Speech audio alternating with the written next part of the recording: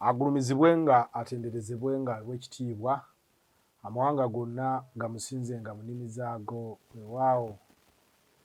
Muliyo mutya bazzukulu ba Ssewamala akyakuuma ggulu ddene oyo kyetonde Katonda Namugereka Liiso ddene Mugaba wa byonna.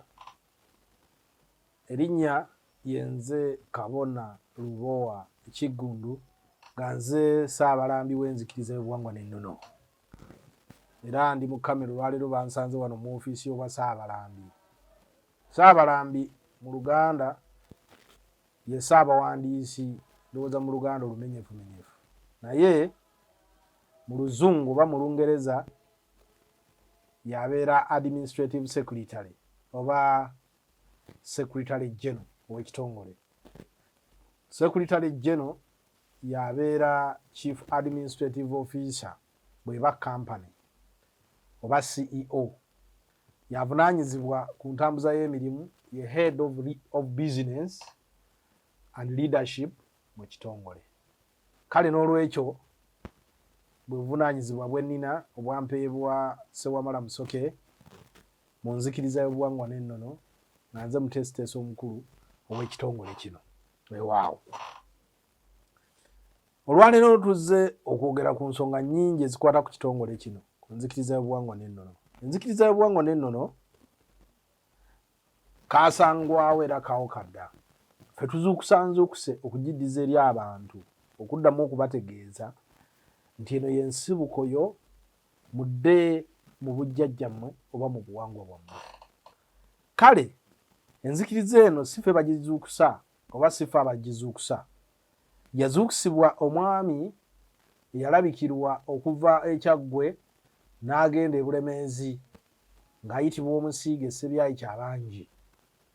Omusiige Ssebyayi Kyabangi mu mwaka gwa 1962 Uganda ng'egenda okufuna obwetwaze, yafuna obubaka okuva ewaggulu ddene yennyini. N'asalawo agende addemu okubikkula emyaliriro gye. Yali awangaalira ku lusozi luli awo mu bitundu by'e Katosi era ng'atula nnyo ku mwaliriro ogwa ggulu ddene yennyini. Era bw'atyo n'agenda ng'atambula ensozi ez'enjawulo kubanga yali amaze okujja ng'akola emikolo. N'agenda ettonda Butonda, yava n'alyoka agenda ku lusozi Wajjinja, yava ku Wajjinja n'alyoka agenda ku lusozi Jjumba, oluvannyuma n'agenda mu biriro by'e Kalagala. Kubanga mu biriro by'e Kalagala gye yakolera omukolo ogumukwasibwa omukyala omutongole, omukyala oyo nga wa Mpindi nga ye Namugaanyi akukira eka. Olw'okuba omukyala oyo yatuulwako obuyinza bwa omwoyo gwe muyita Walusi nannyini nsi. Omwoyo gwe gutuula ku mukyala ate nga omukyala oyo abeera yeddira Mpindi. N'olwekyo olw'okuba ono yali atuulwako obuyinza bwa Gguluddene yalina okusituka okugenda okukola omukolo ogwo ku biriro by'e Kalagala kubanga y'ensibuko y'omukyala oyo atuulwako obuyinza bwa Walusi nsi. Omusiige bw'atyo n'atambula okuddayo mu nsozi, n'atambula okugenda mu nsozi z'e Walusi e Bulemeezi era yatuukira ku lusozi lwe bayita Baamunaanika. Olusozi Baamunaanika lusangibwa mu ggombolola y'e Baamunaanika era abamanyi bulungi nnyo e Baamunaanika ogenda ku lusozi olwa Ssaalongo lwe bayita Ssempa, luyina ne lunerwawo lwe bayita Nampa. Ensozi ezo ziri bbiri. Bw'oba ng'ovudde Kyaggwe ng'ogenda e Baamunaanika, bw'oba oyise mu Kalagi, okwata ku kye ky'abakadde n'ogenda bulungi nnyo n'oyita e Busiika n'osalamu. Bw'otuuka e Busiika ate tosala ku Kiddaziroobwe, osalamu Busazi. Bw'osalamu Busazi ekkubo liri awo n'oleega paka ku lusozi Nampa ne Ssempa. Awo yatuukira Omusiige Ssebyayi Kyabangi n'anaanikibwa obuyinza era ne yeeyongerayo ku mwaliriro ogwa Gguluddene omulala gwe bayita ku Bagudde nga we yatuula nga Bagudde kisangibwa Kikyusa mu kiwanguzi Kikyusa mu disitulikiti y'e Luweero. Olw'okuba ku Bagudde omutonzi we yateeka abalongo be bwe yasuula abalongobe kubagudde omusiige we yatuukira. Bw'atyo omusiige ne yeeyongerayo ku mwaliriro gwa Guluddene, era omwaliriro ogwo kuliko emyaliriro egy'enjawulo. Kuliko omwaliriro gwa Ssewamala, ogwa Nabamba, kuliko Butuukiro, kuliko Busabiro, paka waggulu ku lusozi gye muyita ku Buwanuka. Omwaliriro ogwo mugazi gutuuka paka wansi eri ewa Nnaalongo Nanzirinze gye muyita mu Bukkiro. Bw'atyo omusiige Ssebyayi Kyabangi bw'ava mu Kyaggwe okugenda ku lusozi Walusi. Bwe yatuukira mu lusozi lw'e Walusi, Walusi yali nsiko, kyali kibira ekyakwata bweppo kubanga kyali kijjudde ekizikiza eky'amaanyi, kyali kijjudde obuyinza obw'ebisolo eby'enjawulo omuli empologoma, enjovu n'ebisolo ebirala. Naye olw'okuba nnyini nsi nga ye Kabaka Bulamu Ssewamala Musoke ye nannyini bintu ebyo, tewali n'ekimu kyamukwatako wadde okumulya, era yasobola okuwangaalira mu nsi eyo ebbanga lyonna, kubanga bwe yatuuka yasooka kubikkula myaliriro mirala. Obuyinza bwa Ssewamala bwamuteeka ku mpagi ya Ssewamala enkulu, essaawa eno we mugenda ewa Ssewamala okusaba oba we mugenda okubikka. Waaliwo omuti omunene ogw'amaanyi, era bw'oyingira munda ewa Ssewamala olaba omuti ogwo nga baasala musale. Emiti gyonna egyetoolodde awo gyonna gyetoolodde omwaliriro gwa Ssewamala Musoke. Wow. Otugambye nti bw'oyingira munda waliwo omuti gwa Ssewamala gwasalwa. Yes. Kyava ku ky'omuti guno okusalwa? Omusiige Ssebyayi Kyabangi yayagala okuzimbira Ssewamala ennyumba. Kati mu kugizimba, olw'okuba nti mu kiseera ekyo abantu we yatuukira okuzimba, abantu baali bakutandisa okwonoona ekifo ekyo. Nga mu kifo ekyo oluusi bayita emabega ne bakolerawo ebintuntu ng'obulogo n'ebintu eby'amaanyi eby'omutawaana eri ensi. N'ayagala ekifo kino akizingeko ng'azimbawo ennyumba. N'ayogera n'asaba omwoyo ne gumukkiriza okusala ng'omuti. Bwe yasalawo omuti n'aguzimbira munda, wabula yalekawo enkonge awali ejjinja. Ejjinja ne lisigala nga lyebase wansi ng'enkonge weeri, obuyinza busigala weebuli, era n'asimbulizaawo omuti ogwo nga bwe bakola mu buwangwa, n'agutwala mu kifo ekirala okusigala ng'obuyinza weebuli era buli mu kitundu kye kimu, wabula nga tebutataaganyiziddwa weewaawo. Kale Ssewamala bw'atyo bw'agenda maaso n'okutuuka ku lusozi olwo, olusozi olwo yaweebwa ebiragiro ebisookebwako nga engatta alina kuziggyiramu kikyusa. Okuva ekikyusa okutuuka ku lusozi Walusinsi waliwo kilomita ezisukka mu 15 okuzituukawo. Era we yatuuka ekikyusa ebiseera ebyo kwali kutambula, yatambula butambuzi. Nga bwe nkulaze nti olugendo lw'okugenda ku Walusi okumpi, bw'oba oyagala okutambulira okumpi okuva e Kyaggwe okutuuka ku Walusi, oyita mu Kalagi. Bw'oyita mu Kalagi n'ogwa Ezirobwe, oyita ku kikubo ky'abakadde n'oyita e Busiika, n'ogwa Ezirobwe, n'ogwa Ekikyusa. Olaba bw'ovugawo emmotoka kati olaba wala. Naye ebiseera ebyo yatambulagawo bigere, olw'okuba nti tosobola kugenda ku Walusi mwenye oba omunene nga toyise ku Walusi omutono. Walusi alina omukono gwa Walusi gusangibwa Makukuba. Makukuba kisangibwa mu Ggombolola na Kifuma mu disitulikiti ey'e Mukono. Awo yateeka omukono gwe, era awo wali ensibuko ya disitulikiti y'e Mukono, aga nti guno gwe gwali omukono gw'ensi. Omutonzi bw'amala okutonda ensi mu bwa Ssewamala oba mu bwa Musoke, yateeka omukono gwe e Mukono bwe bayita e Makukuba, ku lusozi lwe bayita Namammonde, kumpi n'olusozi lwe bayita Namammonde, era awo yateeka obuyinza bwe. Ogezaako okugamba mu bufunze ekigambo Mukono, erinnya Mukono, ekyalo Mukono kitandikira Makukuba. Kitandikira Makukuba. Nga kyo kyekikakasa we wali omukono gwa Walusi, kubanga ekigambo Walusi nga bwe kugambye kitegeeza ensi yonna. Walusi y'ensibuko y'ensi. Obutonzi bw'ensi yonna bwatandikira Walusi, ne budda e Mukono, ne budda e Kyaggwe, ne budda e Kayunga. Bwe buva e Kayunga ne bwekonako ejjinja mu Busoga, ne bwekonako ejjinja ne bulyoka budda mu Wakiso n'obulala ne bulyoka buyimirira mu Emawokota. Era olaba disitulikiti zino zenkanankana neiba ba mulirwano nti bwe yamala okukola obuyinza bwe Ewalusi n'ateeka omukono gwe mukono n'ateeka obuyinza bw'ensi ekalagala ku lusozi n'ateeka obuyinza bw'ensi ekangulumira ku lusozi lwe bayita Nyiize. Omutonzi ngassa obusungu bwe bwonna ng'abukkiza mu mwana we Musoke amwambaza obuyinza bw'ensi n'assa obuyinza ku lusozi babuyita Nyiize.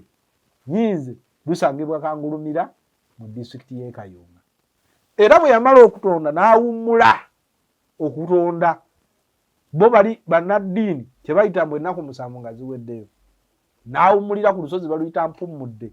Mpummudde lusangibwa Jjinja mu Busoga era we wali ejjinja eddene livaako ekibuga kye bayita Jjinja.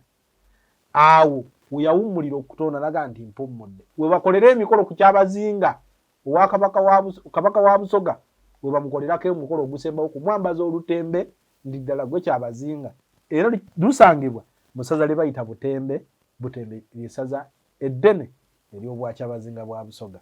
Kati ensi bw'etyo era bw'atyo bw'amala okuseseetuka omutonzi n'akola obuyinza bwe nga butadde embale. Embale kisangibwa e Mawokota. Mawokota kiri mu Mpigi, disitulikiti y'Empigi. Awo yateeka obuyinza bw'omusajja omukulu Kiwanuka obw'enkomerette bwe mugamba nti we wasibuka Kibuuka Omumbaale. Omanyi abamu balina enjogera egamba bwe Kibuuka yava Mbaale najja n'alwanira wano. Si kituufu. Mbale oba Mbaale kisangibwa wali Mawokota Musingo nga wakava ku lusozi lwa Muwanga oba wakaluvaako odda we bayita ewa Kibuuka Omumbaale. Ye yali omulwanyi Namige. Omwoyo gwe gwaliwo okutangira abagwira be lwayita nga Abanyolo abaavanga e Buddukiro nga bayita e Lwera nga bayita mu Lwera ne bajja ne bakola obulabe ku Bwakabaka bwa Buganda.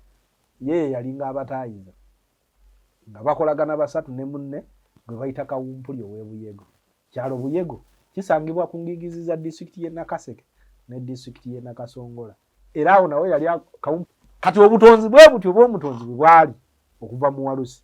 Naye enzira y'okugamba nti twabikkula myaliriro ng'agibikkula e Musiige. Kulaza olugendo lwa Musiige paka bwe yatuuka ku lusozi Walusi. Era naaweebwa ebiragiro nti abantu bonna abalijjanga ku lusozi Walusi engato balizirekanga Kikyusa batambuzenga bigere. N'abaakikolanga nga bagenze ne siripa n'engato baafuniranga ebizibu ku lusozi. Abalala baabulanga, abalala baafunanga endwadde ez'olukonvuba ezitawona. Abalala baateekebwangako ekikolimo mu bika byabwe. Era waliwo ebika ebiriko ekikolimo nga byateekebwako olusozi lwe bayita Walusinzi olw'abantu baabwe babajjajja baabwe okusobya ng'abantu tebannaddayo kwewonga na kwetereeza. Ebimu baliyita ssanyu mu bika ebimu naye si ssanyu, kyali kikolimo. Ebika gye biri mu Buganda. Saagala kwogera ku bika ebyo bannyini byo bayinza okulowooza nti kirabika nzudde emize egikolebwayo olwo ne ntandika okukola ki? Naye nja kudda olulala okubatemeratemera ku bika n'ebizibu byabyo ebyava ku lusozi Walusinzi. Kati Omusiige bw'atyo n'abeera ku lusozi paka mu mwaka gwa 1969. Mu 7 n'aleeta mukyala we oli gwe nakugamba namuganya agukireka ne batandika okubeera mu lusozi. Olaba Walusi etiisa kati nga tosobola gisulamu buwoomu. Olwo mu mwaka gwa 1962 nga kikyali kibira va ku mulembe gwa Museveni we baagenda ne balwanirayo entalo za Luweero mu 1908. Naye 62 ng'ensi ekyali nsiko ng'Omusiige abeerayo bw'omu. Katonda n'amulabikira n'akola emikolo n'ajja ng'abikkula emyaliriro gumu ku gumu.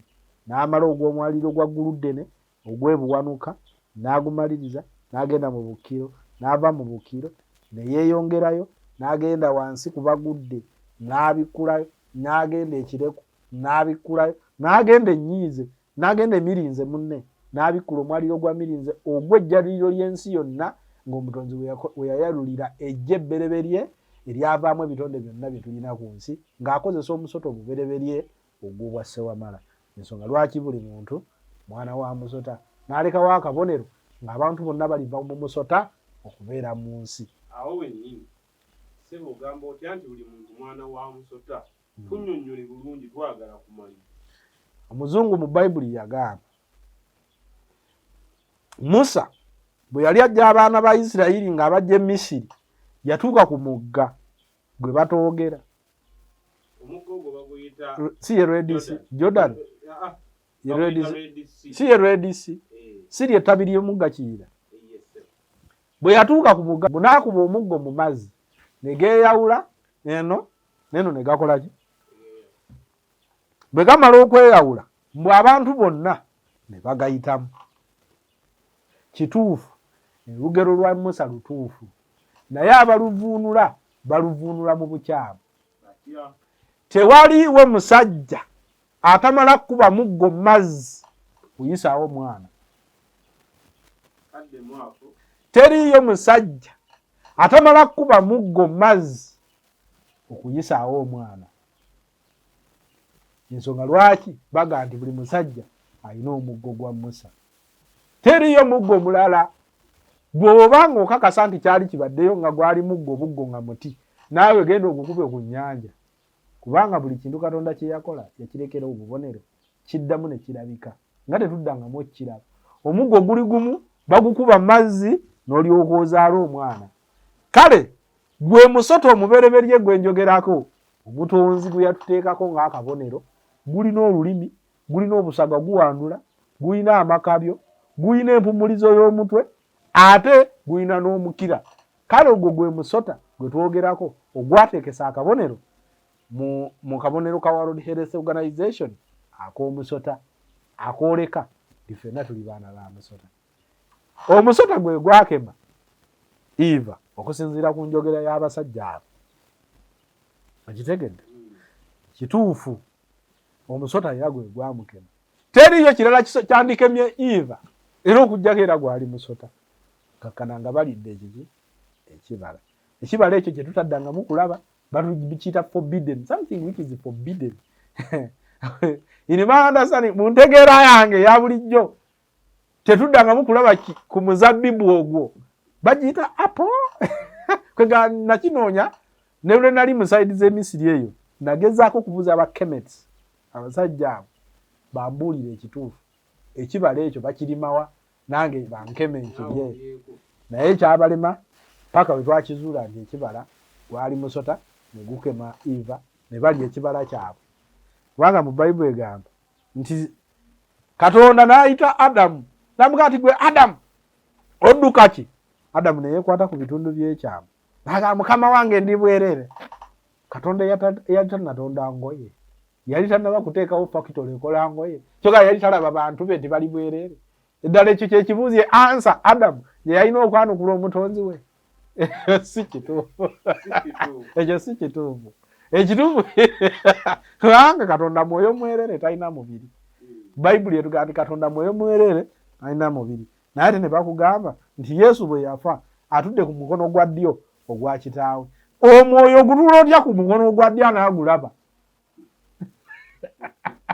Eyo nayo si bituufu. Wabula eyo njogera yaki myth mu oba osoma theology oba philosophy.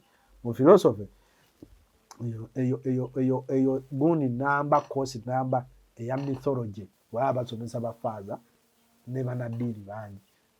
Mythology okulyetinga emboozi etaliyo ndi kintu n'ennambi n'agenda okunona mukazi w'ennambi ne beerabira obuloobwe ate mu kuddayo okukima obulo ne bakima walumbe. Ezo zonna ngero ezitaliyo. Walumbe najja ne kayiikuuzi muganda we ne bayiikuula ennyanga z'emitiiyana. Ekyo si kituufu. Obwakabaka bwa Buganda y'ensibuko y'entandikwa. Buli kintu ekiri ku nsi Katonda yakiteekateeka nga bwe kityo bwe kirina okubeera. Ennyanga ezo kaali kabonero ka nsi kubanga mu nteekateeka y'ensi ey'obwakitinda bw'aba amenya ensi okugiteekawo ebiwoovu n'emigga akozesa ebintu bingi. Olwaleero wano tolaba nti waliwo mayumba muswetwe, naye singa omutonzi aba ayagalawo ekiwonko oba olusozi aluteekawo mu budde. Amataba gasobola ofubutuka eyo ne galekuŋŋaanya amayumba g'abantu n'ettaka nosanga wano nga wayiwo hipu yettaka ekoze olusozi mu ddakiika ezi buli muntu emirundi mingi nnyo mu saidi z'embaale. Yes, ne gakyuse formation y'ebifo ettaka eribadde egini ne lijja wano ne likolawo ekigulumu. Ojjukira lulujuzi mu mwaka gwa 2021 nga tuli mu covid 2020 ekizinga kyayingira mu kiyira ne kijjako amasannyalaze. Okijjukidde ne baleeta ebyuma n'ebyuma naye kyo we kyali kijja kyajja na mashini. Omutonzi asobola okukola enkyuka kyo. Ebiseera bye baali banyinyizizza omwoyo gwe bayita Nabamba. Nabamba n'akola obuyinza bwe kubanga Nabamba mwana wa mutonzi. Ebiseera ebyo olutalo lwaliwo lungi wakati bwa Kyabazinga bwa Busoga ne Bujagaali ng'omuntu atuulwako omwoyo gwa Nabamba. Kati omutonzi n'anyiiga n'aleeta obuyinza. Kale enzikiriza eno bwetutyo bwe twagiseeti bwetyo bwetandika okuddawo okumanyika eri ensi ng'omusiige Ssebangi aleese mukyala we. Era ogwo gwali mwaka gwa 1969. Kati aleeta mukyala we namuganya akiro naye si ye yamuleeta. Omwoyo wa Lusi ogutula ku mukyala gwe gwamuleeta ne gumutuuza waggulu ku mwaliro gwa Guluddene n'atuula eyo n'abeera eyo. Oli omukyala yaliko obuyinza sisobola nakubuulira nakunnyonnyola buyinza bwa mukyala oli nze yamulabako. Yali asobola okwefumita effumu ne limuyitamu eno n'akwata effumu bw'ati akambe kyambe n'akyeyuza olubuto ne kifuluma eno n'eno omusambwa ne gutuula. Yaliko amaanyi ag'enjawulo ge sinnaddamu kulabako. Ndowooza omuntu omulala gwe nali nzirabyeko ayinza okugezaako okwenkanyankanya amaanyi n'omukyala oyo baali bamuyita Mukaaka Nabigaaga. Mukaaka yali mukyala wa Ssaabakabona. Tugende mpola mpola okumulabako mu 2000 tulinga myaka 19 myaka 2 ebintu byogera bya myaka miyitirivu. Mu 2000 mulabako ng'olina emyaka emeka? 2000 ndowooza nalina emyaka ndowooza 15. Bitegedde awo mba nkyajjukira bye nnakola ki bye nnalaba. Ndaba ku Musiige maaso ku maaso kubanga ebiseera ebyo Musiige yalina omwami eyabeeranga ku kyalo ewaffe bwe bayita Mayega. Ye yali omu ku baana be yata abaayita mu mikono gya Musiige. Yali atututte ku lusozi olwo okukolerayo emikolo. Okitegedde? Kale omwoyo bwe gumala okuleeta Namuganya akukira eka n'abeera mu lusozi bwe gwatuula omwoyo guli bwe gwabanga gugenda okutuula ku lukiiko obeera ng'omuntu ali possessed. Ebintu bingi ebyewunye byakolebwanga mu nsi. Ekisooka laddu yakubanga nga tewali nkuba nga olaba obudde obufaanana bwe buti okumala essaawa nga 3.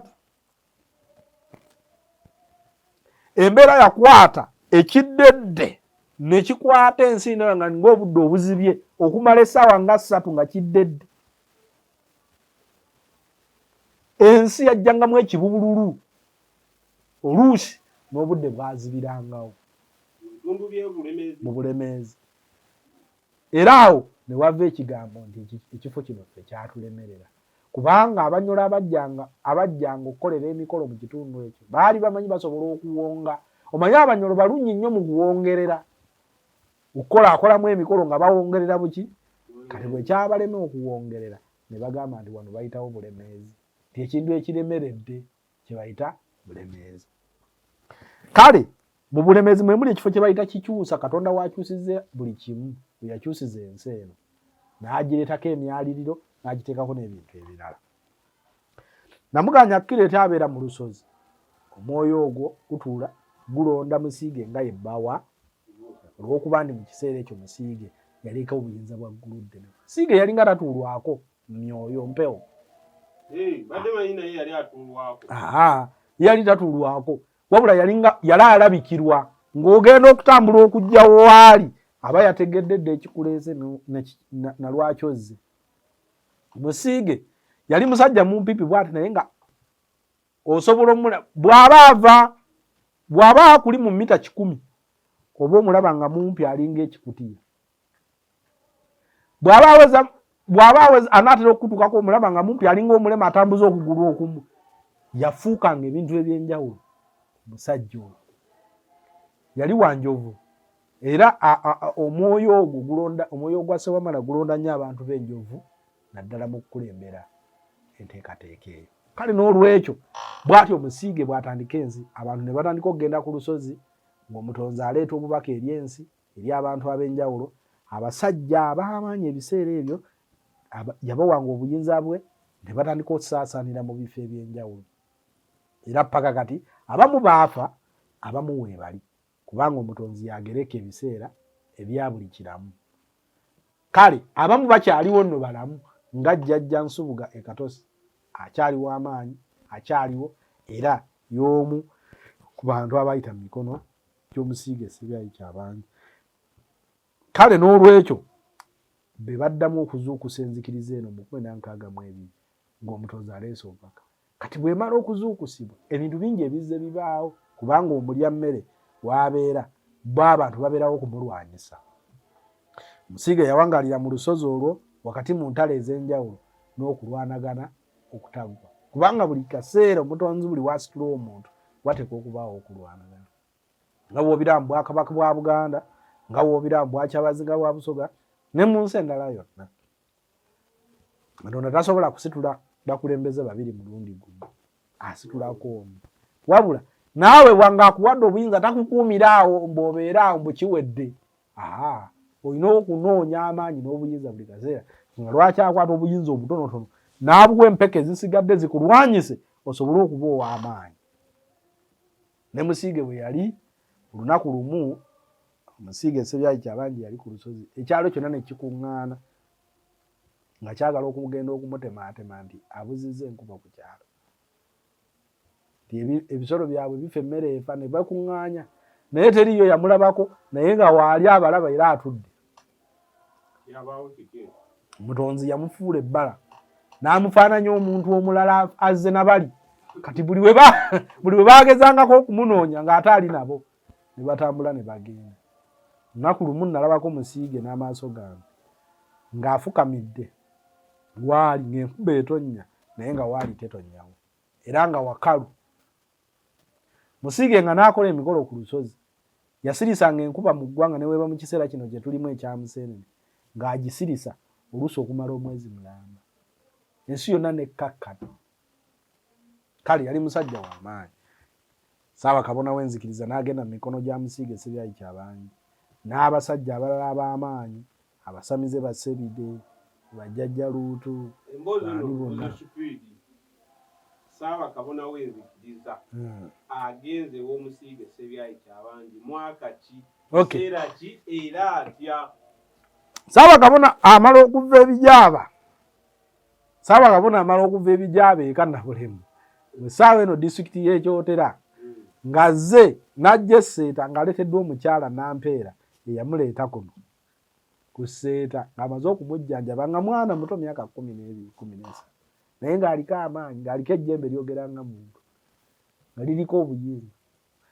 Bwe yajja muno n'asisinkana abasajja ab'enjawulo n'ateekebwateekebwa mu nteekateeka. Mu mwaka gwa 1999 n'agenda okusisinkana Omusiige Ssebyayi Kyabangi mu nsozi z'ewalusi. Ani amutwala? Era ategeera atya ewalusi? Abasajja abasamize abo batambula, sisobola kubuulira yatuukayo atya. Naye yayitibwa omwoyo gw'omusajja omukulu Kabaka Bulamu.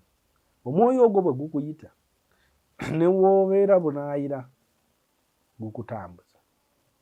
Olw'okuba nti yali ateekebwateekebwa nga yajja okudda mu bigere by'Omusiige ng'omukulembeze gw'alina okumutuusa mu buli kifo.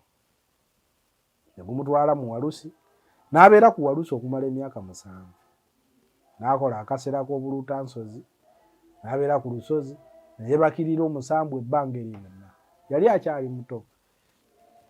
Bwatyo n'ava mu mikono gya Musiige ng'amusiibudde n'amugamba genda okulembera ensi. Mu mwaka gwa 1998 n'akomawo ku mukono. Bwadda n'asenga mu mwaka gwa 2000 wano Ekirowooza. Era wano batuuma ekyalo kino Kirowooza nga kiva ku mukulembeze eyali omukulembeze w'Obwakabaka bwa Buganda gwe bayita Mulowooza. Olw'okuba nti Mulowooza biseera ebyo guno abantu baali bafa nga batamiira nnyo nga banywa nnyo omwenge ng'abantu balinga abaliko ekikolimo ku kyalo. Ssaabakabona bwe yasenga kuno ebyo byonna ne biggwawo, obutamiivu ne buggwawo, obusirusiru n'obugwagwa ne bukendera ku kyalo. Ko Mulowooza nti kituufu Omutonzi azzeemu okulowooza ku nsi yaffe ey'ekyalo. Bwe bati ekyalo bwe baddamu okukiyita Kirowooza okujja kwa Ssaabakabona nga Katonda alowoozezza ku nsi, bwe kiti ekyalo Kirowooza bwe kikyuka.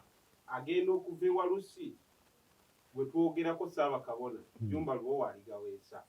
Ava ewalusi ng'amaze okufuuka Ssaabakabona oba akomawo ng'akyali jjajja w'abaana. Yali jjajja w'abaana era ng'aweereddwa ekitiibwa eky'Obwakabona. Ani amuwa ekitiibwa eky'Obwakabona? Omusiige Ssebyayi Kyabangi. Ng'amugambye Kabona genda okulembera ensi. N'atandika naye n'amulagira genda okole, genda otambule. Teyatuula waka nga basamize balala. Nayesinga n'abasajja ab'enjawulo n'agenda kubiyirira e Kalagala, n'agenda ku lusozi Jjumba, n'agenda e Katosi, n'ebifo byonna eby'obuyinza n'abitambula. N'atambula paka Birunga mu Tanzania eyo, paka mu Rwanda, ebifo byonna. N'afuna obuyinza n'amaanyi n'adda. Era mu mwaka gwa 2007 Omusiige Ssebyayi Kyabangi yakisa omukono. Era bwe yakisa omukono Omusiige Ssebyayi Kyabangi akisa omukono mu 2007. Amala okukisa omukono, Ssaabakabona nga Omusiige yali yalagira Ssaabakabona yaba amuziika. Ebiseera ebyo yali kabona. Era ekiseera ekyo Ssaabakabona n'akulemberamu enteekateeka z'okumusabira n'okumuziika, era n'aziikibwa. Ebintu bingi ebyali mu kuziika Omusiige Ssebyayi Kyabangi. Ekisooka, Omusiige yali yalaama bamutemeko omutwe. Kyabaawo. Nga tekisobola kubeerawo ku mulembe guno ogwa Pulezidenti Yoweri Museveni. Oba otawaanya eddembe ly'omufu. Era ekyo tekyakolebwa. Baddayo ne beegayirira emyoyo, Omusiige n'aterekebwa yenna. Kati mu kuddamu okwegayirira emyoyo kyamuyamba. Ssaabakabona n'ateekateeka okusaba ne kuteekebwateekebwa mu nkola ey'obuwangwa n'ennono. Era kwe kumu ku kuziika okwali okw'amaanyi okw'obuwangwa n'ennono mu nsi yonna. Yaziikibwa wa? Mu Buganda ekigambo kuziika kye kituufu oba okuwummuzibwa? Mu buwangwa n'ennono tutereka buteresi. Omuntu bw'amala okufuulibwa ebbala ng'avudde mu bbala ery'obulyammere, afuulibwa n'aggyibwamu omwoyo gwe. Omwoyo gwe ne gugenda ku mwaliriro gw'Omutonzi, bonna waba gwagala. Kati tugenda ne tutereka omubiri gwe. Omuntu bw'afa, afa n'ebibye, asigala n'ebibye. Tubula nti bw'okwata omulambo n'ogukasuka, omwoyo gudda ne gugamba lwaki onsudde wano. Bwe mumuziika mu mazzi, gugamba lwaki munziise muki? Ebyo byafaayo bwe bityo ne bibeerawo ebityo. Kale Musiige n'aziikibwa ku lusozi Walusi, ne baziikibwa mu Kireku. Wali obutuulo bwe. Era waali essaawa eno waliwo jjajja Sseggujja, mutabani w'Omusiige, gwe twatikkira obusiige bwa Walusi omwaka oguwedde mu Novemba 2022. Kati Ssaabakabona mu mwaka gwa 2007 ng'ali ne banne n'abasawo b'ekinnansi n'ab'enzikiriza y'obuwangwa n'ennono ne basalawo nti enzikiriza eno etansigale ng'egenda maaso ng'Omusiige bwe yali yagiteekateeka. Okusinza, okusaba, enteekateeka y'amasinzizo era mu mwaka gwa 2014-15 ne bateekawo essinzizo ebbereberye eryasooka nga liri Takajjunge. Takajjunge kisangibwa ku ludda mu Kalagi, kiri mu Mukono. Ne bateekawo essinzizo ne balizimba eriggwa. Ssaabakabona mu 2017 ne tutuula ekitongole ne tukigazeetinga kibeere registered. Gazeetingi waliwo abatakitegedde mu lulimi olwo. Ekitongole kikakasa mu biwandiiko bya gavumenti nti gye kiri mu butongole. Ne tugenda ne tugiwandiisa ne munnamateeka w'Enzikiriza Kanso Kayiira Kizito Lwere misango gya ntamu ne Ssaabakabona w'Enzikiriza Yobuwangwa Nennono n'abantu abalala 5 okuli Kabona Buyondo Maanyi ga Lubaale Ssaalongo, omukyala omugenzi essaawa eno yali mukyala wa Ssaabakabona Kasiringi, yali Nabbona Kasiringi. Omuntu omulala ye Kabona Mugalula Kijjudde ne Kabona Kato Muwanga Ssenkandwa. Omuntu omulala ye Jjajja Ntambi za Mukama awangaalira ekireku mu kiseera kino. Enzikiriza eno ne registeringibwa mu kyapa kya gavumenti mu Uganda Registration Services Bureau ne batuwa n'ennamba ne tukakasibwa nti tuli registered, tukkirizibwa okusinza n'okutambuza emirimu gyonna egy'enzikiriza. So wali mwaka ki? Oyo ye 2017. Era mu mwaka gwa 2017 ne tutikkira Ssaabakabona asoose ow'Enzikiriza Yobuwangwa Nennono Tourism Faith naye Ssaabakabona Jjumba Lubowa Kawesa. Nga mumutikkira kusinziira ku ki? Kubanga omusiiga afa kabona. Yes, kubanga enzikiriza yatuuza enkiiko ez'enjawulo.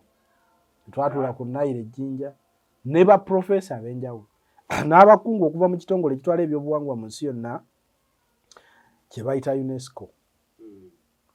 Ne bajja ne tukakasa nti y'alina obusobozi ebisaanyizo okukulembera enzikiriza y'omwana w'omuddugavu egende mu maaso. Ekisooka yali jjajja w'abaana omuteeketeeke kye bayita obuwangwa bw'omuddugavu. Ekirala yalina karakita z'obukulembeze ng'akulembedde abantu ebbanga lyonna nga bamwesiga. Ekirala teyaliimu nnyo mize gya bufere na buyaaye na bubbi. Twali tunoonya omuntu alina karakita, alina kalizima. Karakita eyo etasangikasangika. Tiye muntu akusekera ne waba anyiiza nga teyeekwatirira ate nga ayagala abantu. Ne tukiraba mu ye n'aweebwa obukulu okubeera Ssaabakabona. Yalondebwa abantu bameka? Olukiiko lwalimu abantu abasukka 1,000. Era mu kiseera ekyo waakubibwawo obululu. Tebwali bululu naye baaleeta amannya ag'abantu ab'enjawulo. Amannya ge baaleeta mwalimu erirye, erya Lubanga, mwalimu n'erya Kabona, Misenda, Kayondo, Nyongeraako. Abangi ne bawagira Ssaabakabona okukulembera. Era awo etteekateeka emikolo gy'okumutikkira. N'atikkirwa ku ntebe ng'ennaku z'omwezi 24 omwezi ogwokutaano mu mwaka gwa 2017. Era mu matikkira ge yajjira mu nnyonyi lusozi Walusi. Ennyonyi yagwa wano Mukono mu ggulu we yava n'eddamu okulandinga ku lusozi Walusi. Katono nnyo. Olusozi Walusi twakoma okumanya abangi nga terulinnyibwako na ngatto.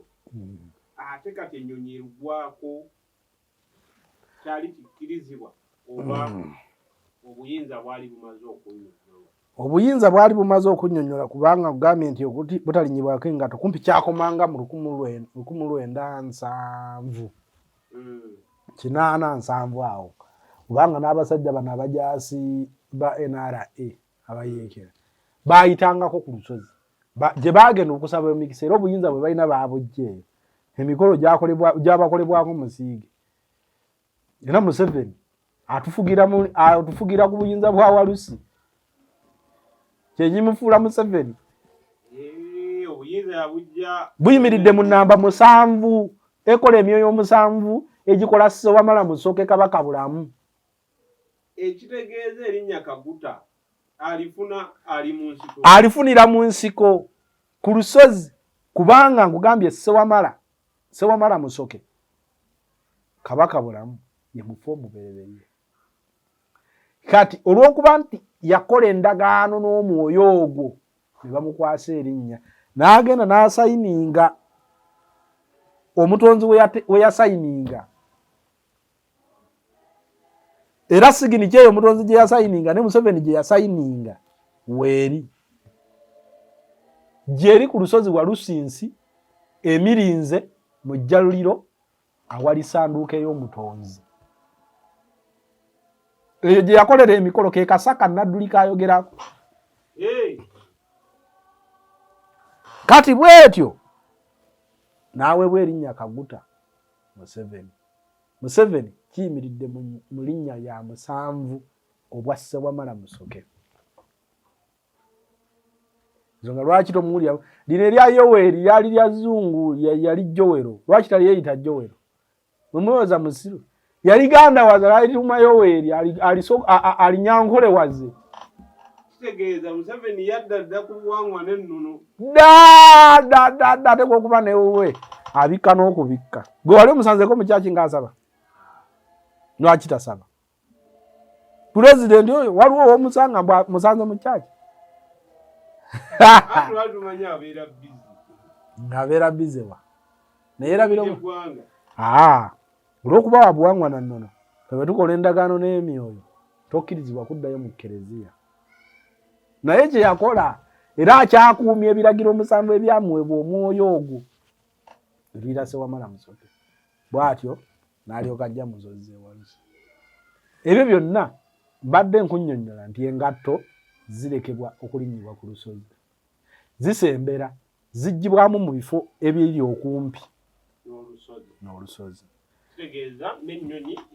Yali esobola okulinnyako kuba no 2017 ebintu bingi byali bisuuse ku Walusi. N'emiti egisinga nga bagisaanyizzaawo, ebibira babisaaye n'ebintu ebirala bingi.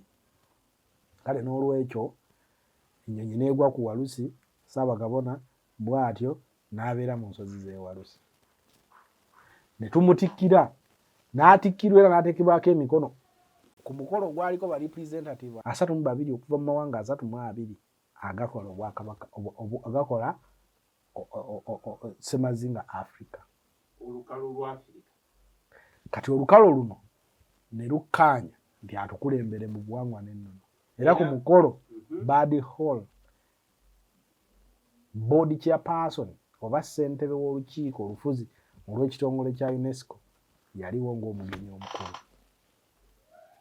N'akakasibwa okubeera Ssaabakabona bw'atyo n'atandika okulembera.